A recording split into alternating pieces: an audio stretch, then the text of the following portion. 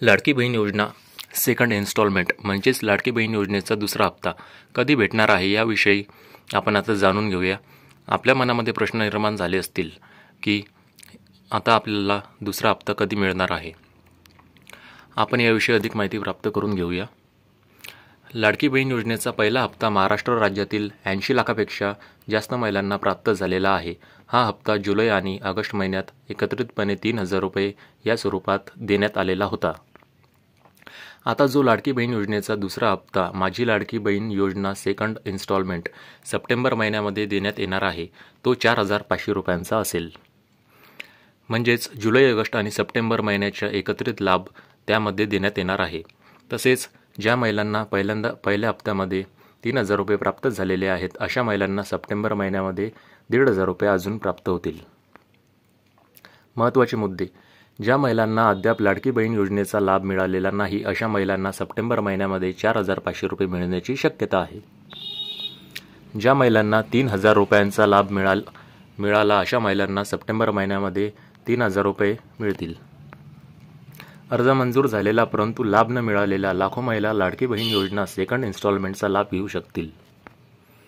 लाडकी बहीण योजनेच्या अंतर्गत 2 कोटी महिलांनी अर्ज सादर केलेला आहे आणि त्यापैकी 80 लाखापेक्षा जास्त महिलांना लाडकी बहीण योजनेचा लाभ हा प्राप्त झालेला आहे किंवा अर्ज मंजूर झालेला आहे, परंतु अद्याप बऱ्याच महिलांना या योजनेचा अर्ज मंजूर झालेला नाही किंवा लाभ मिळालेला नाही।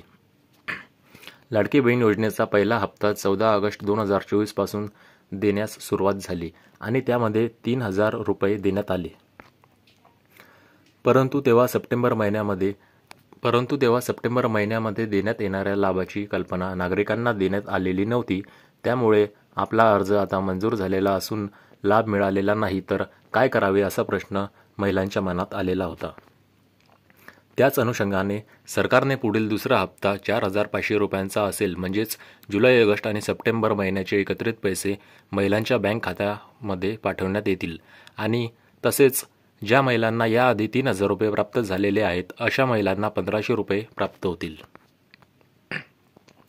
लाडकी बहीण योजना सेकंड इन्स्टॉलमेंट तुम्हाला 14 सप्टेंबर 2024 पासून पुढे मिळण्यास सुरुवात होईल आणि त्यासाठी लाभार्थी यादी प्रकाशित करण्यात येईल। या लाभार्थी यादीमध्ये महिलेचे नाव असेल त्या महिला लाडकी बहीण, ज्यांचे नाव असेल त्याच महिला लाडकी बहीण योजनेचा लाभ घेऊ शकतात। लाडकी बहीण योजनेचा दुसरा हप्ता 14 सप्टेंबर 2024 पुढे मिळण्याची शक्यता आहे। लाडकी बहीण योजनेचा दुसऱ्या हप्त्याची 1.5 कोटीपेक्षा जास्त महिला पात्र असण्याची शक्यता आहे, कारण लाडकी बहीण योजनेचा पहिला हप्ता महाराष्ट्रातील 80 लाखपेक्षा जास्त महिलांना प्राप्त झालेला आहे। तसेच आतापर्यंत 1 कोटीपेक्षा जास्त अर्ज मंजूर करण्यात आलेले आहे आणि 45 लाख अर्जांवरती प्रक्रिया सुरू आहे, तर उर्वरित अर्ज रिजेक्ट करण्यात आलेले आहेत आणि ते अर्ज परत सबमिट करून त्यावर पडताळणी करणे चालू आहे।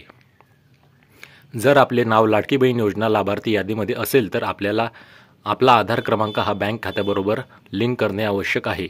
तो लिंक नसेल तर पैसे अडकू शकतात।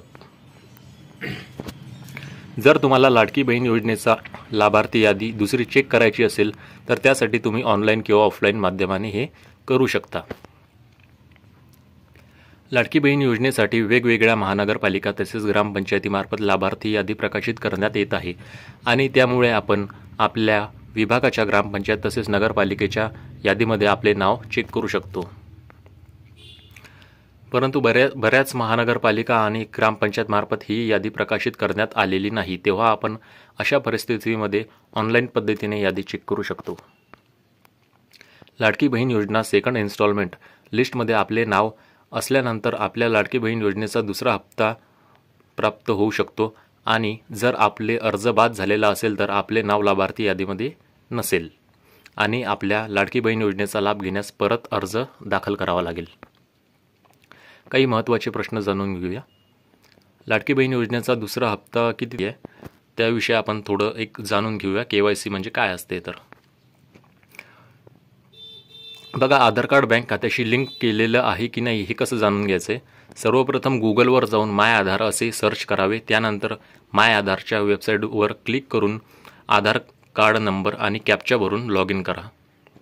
त्यानंतर लॉग इन विथ OTP असे क्लिक करा. तुमच्या मोबाईलवर एक OTP येईल, तो त्यामध्ये फिल करायचा आहे, भरायचा आहे. OTP आल्यानंतर लॉग इन करून घेता येईल. समोर आधार कार्डची होम स्क्रीन दिसेल तुम्हाला. खाली स्क्रोल केल्यानंतर बँकिंग सीडिंग स्टेटस ऑप्शन दिसेल, त्यावर क्लिक करायची आहे. तिथे तुम्हाला आधार कार्ड नंबर, बँकेचे नाव, तुमचं बँक सीडिंग स्टेटस हे ॲक्टिव्ह आहे की डिॲक्टिव्ह आहे हे दिसेल. बऱ्याच लोकांचं आधार कार्ड लिंक नसेल तर ते स्टेटस इनॲक्टिव्ह किंवा डिॲक्टिव्ह असं दिसते. सर्वप्रथम गुगलवर जाऊन NPCI national payment corporation of India असं सर्च करा.